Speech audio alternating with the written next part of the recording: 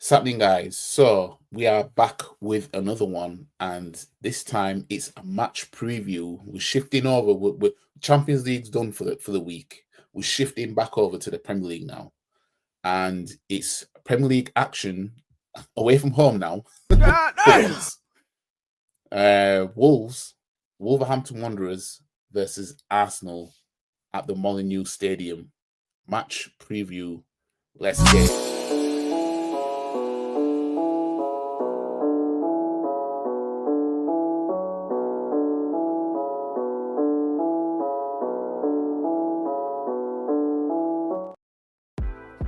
So we've got an away game against Wolves, and obviously the last time we played them was the first game of the season at the Emirates Stadium, of course, which we ran out 2-0 winners, I think it was. Yeah, 2-0 winners. And Wolves were a different Wolves side back then to what they are now. Now, Wolves have just come off the back of losing to Chelsea, so obviously they're going to want to rectify, their form, because otherwise, they were starting to pick up something. You know what I mean? The Man United lost here. And there was another win that Wolves got, I think. Or was it a draw that they got? And it's like they got a new manager in. And things started to look like they were going for the ascent. But also, Arsenal come into town. And we haven't lost at Wolves since, I want to say, 2021. But I'll read through it anyway. But yeah, it's an away game this time, and yeah, after this month of having their home games and only winning one of them, well, no, not two of them now, but still, it's embarrassing. There was two of them that were in different competitions, and it's just simply not good enough. Two bit of injuries and look at how we just fell apart basically. Now, as it stands, because I haven't been on social media much today, I've been working all day. Still no signings. Just two bit of rumours here and there, just to keep us sweet. You know how it goes. I mean, you know how it goes. They always throw two bit of rumours out there, right? Every transfer window. Oh, Arsenal interested in this player, man. Right. Because as I've said before, right, and I'll say it again, and I know there'll be Arsenal fans, especially the toxic positive ones, the ones that want to drop Arteta's draws down.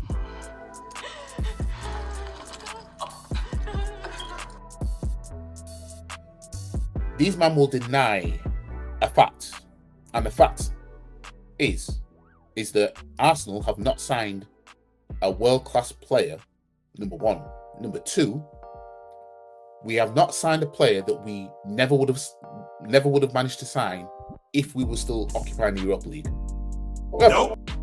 I mean, I'm not trying to tell me different, but well,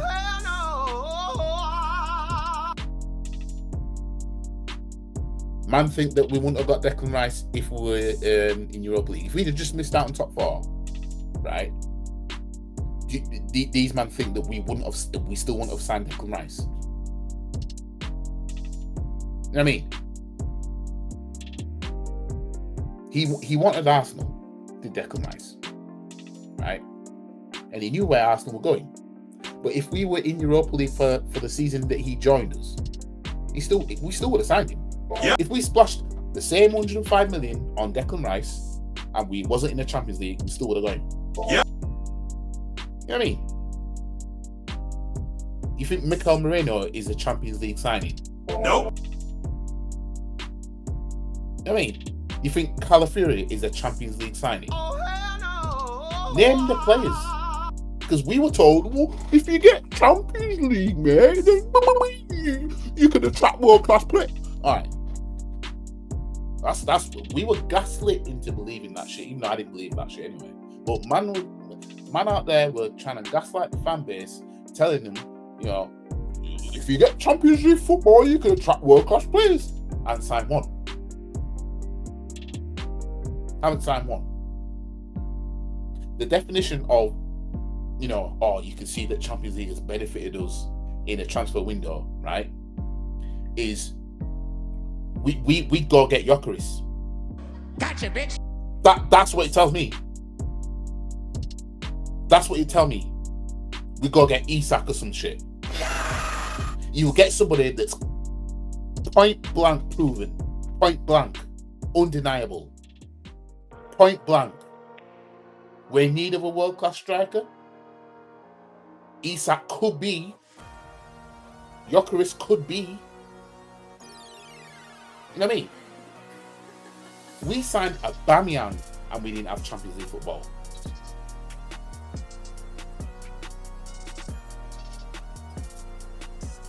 We signed Aubameyang. Let that sink in. We signed Aubameyang, fam. You think we'll be talking about Gyökeres and Isak with Aubameyang, who would still be scoring in this side right now? Nope. You think we'll be still talking about him to the same level that we're talking about him? Nope. Where's the Aubameyang now? Well, we hadn't signed him. I'm waiting. We signed Aubameyang without Champions League football. Damn. We hadn't signed a player of his magnitude since. With what, 2 seasons in the Champions League now? Where's the Aubameyang equivalent then? Show me that. I'm waiting. You know what I mean? Where's the striker that gets us the bare minimum for him has a golden boot? I'm waiting. You know what I mean? Every man and his dog knows Arsenal need a striker. Yeah. We've got Champions League football, so what's the hold up? Gotcha, bitch. You know what I mean? People will say Declan Rice is a world-class player. That's what they'll say. I personally think he has potential to get to that kind of level, but he hasn't fulfilled the £105 million price tag. He hasn't. People say Saliba or Gabriel are world-class defenders. I'm sorry, but no. Nope. Do they have the potential to be there? Definitely. Yeah. But no, like,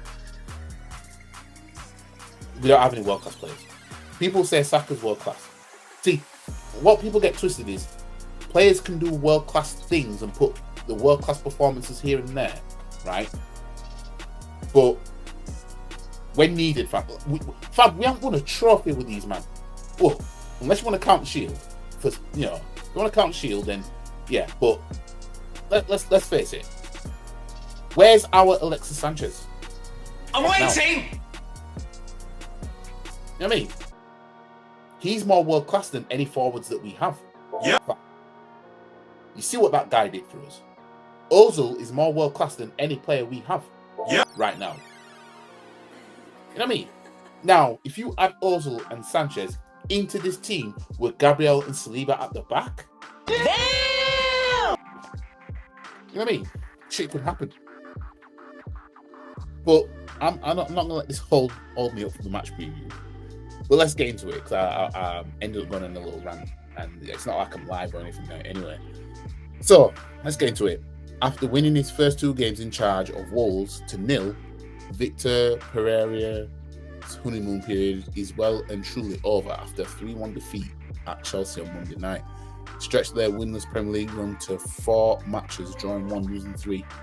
The Old Gold are also enduring a turbulent January off the pitch as the club continued to fend off interest in the talisman Matheus Cunha, with one of the rumoured suitors Arsenal next visitors to the Molineux. Now, we're supposedly interested in this Cunha guy, and apparently he wants to come to Arsenal, right? Now, us having this Champions League football, I'm not saying Cunha is world class, but when people are saying that Champions League football, you can attract world class players, then we should practically be able to get anybody underneath that. Cunha's not world class, decent player, not world class, should easily be able to get him, especially if he wants Arsenal. Now let's see if we get him. Let's see this Champions League being in play now when it comes to the transfer window. Let's see it happen. Let's see if it will happen. That presents a big problem for a side only out of the relegation zone on goal difference, as Wolves have lost each of their last 7 league head-to-heads. They've also desperately struggled against the division's better teams this term, avoiding defeat just once in 11 matches against sides starting around in the top 8, drawn 1, lost 10. a record that must change considering their next 4 league fixtures are against such sides. Now, this is going to be record break for Wolves this season, really. Despite remaining unbeaten in each of their last 12 Premier League matches, won 7, drawn 5, Arsenal's bid for the first title in over 2 decades. Every time I hear that, man.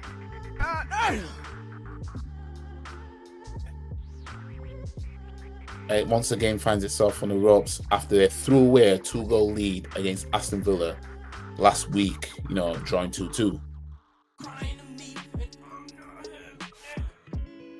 Mikel Arteta's men at least responded emphatically in midweek, cruising to a 3-0 win over Dinamo Zagreb in the Champions League. The competition that, let's face it, we know the deal is, but yeah, let me just focus on the game at hand. The Gunners hit the road looking to replicate that defensive solidity and keep the first away clean sheet in 10 attempts. 1 3, drawn 4, lost 2. Now, if you notice, he put Kivior at centre back and kept a clean sheet. He put an actual centre back where it should be. He had Timber on the right, Gabriel and Kivior in the centre back. Now, I'm not saying this to say Kivior's a sick defender. I'm just saying, when you play players in their proper positions, maybe against Aston Villa, we would have won 2-0. Maybe 2-1, maybe 3-1. But we'll see if he persists with Partey at right back, because by all means, he shouldn't. But I suppose it's him chopping and changing things around. Now, what Arteta's seen is I took Partey out from being a right back, and I had defenders where they should be, and we won the game. Now I want to see if he follows it up. If they do slip up at the back, Arsenal's forward line is unlikely to be phased, given that they've scored in each of the last 34 meetings with Wolves across all competitions dating back to 1979. Their longest such streak against any opponent in club history. Now, players unavailable for us is Jesus, Saka, Saliba, Tomiyasu and Ben White. So Saliba's not looking to be back until the City game, which is the week after this one. Lewis Skelly is questionable because he injured himself against Aston Villa. He picked up a knock against Aston Villa. Now, Wolves have won 1 of the last 5, losing 3 and drawing 1, and that draw was against Tottenham, away from home. Arsenal have won 2 of the last 5 in all competitions. Both losses being in, one being an FA Cup that we got kicked out of, and the EFL Cup that we're halfway out of, that we've got a second leg to play. And our 2 wins were against Spurs and Dinamo Zagreb, and the draw being, against Aston Villa. And that happened on my birthday. So, last 5 between Arsenal and Wolves. Arsenal won the last 5 against Wolves. And the only one we conceded was the game I actually went to in our last 5 games. So last time we played them was a 2-0 win at the start of the season, first game of the season. Before that, a 2-0 win the last time we came to the Molineux last season. Before that, a 2-1 win at the Emirates, which was a game that I went to. And I think it was Cunha that actually scored in that game as well. And before that, a 5-0 win against Wolves at the Emirates. And then before that was a 2-0 win at the Molineux. So we haven't conceded a goal at the Molineux since 2021, when the beat us 2-1. Was that when David Luiz got sent off? Yeah. And then Leno got sent off. Yeah, that was that bullshit fucking that bullshit penalty. But that was the last time Wolves have scored against us at the Molineux, and the last time we lost against Wolves.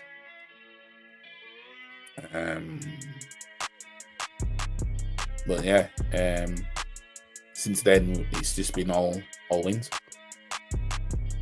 So my score prediction for this game, I'm going with a 2-0 win for Arsenal. I'm backing, if Kivior starts, I'm backing him to score. And I'm actually backing Kai Havertz to score. Yeah, so Arsenal are second in the table, 6 points behind Liverpool. Liverpool having a game in hand. And we're level on points with Nottingham Forest, who, let me check the fixtures, actually. I'll check the fixtures. So I can see, you know, who's playing when. So, Bournemouth and Forest play at the same time as what we do. Liverpool play at the same time as we do. So, yeah, it's only the Chelsea-Man City game that's the 5:30 kickoff, which means there's nobody we're worried about on Sunday then, is there? No. So, yeah, I'm going with a 2-0 win for us. And, yeah, as I said, I'm backing Kivior and Kai Havertz to get the goals for us. And I'm actually backing us to keep a clean sheet. I'm actually backing that. But, yeah, starting lineup before I end this video. Now, I understand we need to change round, right? But obviously, David Raya is going to be in goal. I don't want to see Partey at right back. I don't want to see him at right back ever again. You know what I mean? I don't want to see that. So, Timber, Calafiori, no. Come back and Kivior to score. So, Timber, Kivior, and Gabriel. And then at left back, Zinchenko did play the good the other night. He looks like he's on his way out. So if he's not going to play him, then he's definitely going to play Calafiori at left back. Although I'd personally go with Zinchenko at this moment. No, Kieran Tierney. Can't forget about Big T. See, that's how much has been frozen like this team. That I'm forgetting about Big T, but Zinchenko, he did play good the other night. He has in recent times. He's actually been all right, and this is because he's not starting week in, week out. You know what I mean? But it looks like he's gonna go. The only thing I'm good about that is that we're not retiring him at left back to play him in midfield. You know what I mean? So somebody else is going to get the midfield version of him and benefit. But either Zinchenko or Kieran Tierney, I'd be happy either way with any of them two at left back starting this game. And in the midfield, I'm going to assume, well, in fact, this is what I want to see. Partey, Odegaard, and Rice. I wouldn't trip if Moreno started this game. Maybe I'm taking Wolves a bit too lightly when I say that. Maybe, I don't know. And then the front three, Martinelli, Havertz, and I'll go with Trossard. Sterling's horrible. I mean, he's just, you know what I mean? He's just not good anymore. He's just not that guy. But anyways, let me know what you guys think. Like the video, share the video, comment, subscribe to the channel, follow all the socials. The link is in the description below. And yeah, as for FIFA streaming, I don't know if I'll do any tonight. Might do some tomorrow. Tomorrow morning maybe, but definitely in the evening tomorrow. So stay tuned for that, and I'll see you guys in the next one. Peace. And if anyone wants to have a come at me, come and find me. I'm in the car park now. Because I'm a black belt in karate. Stop the cap. Come and have a pop. I don't think you have the facilities for that, big man.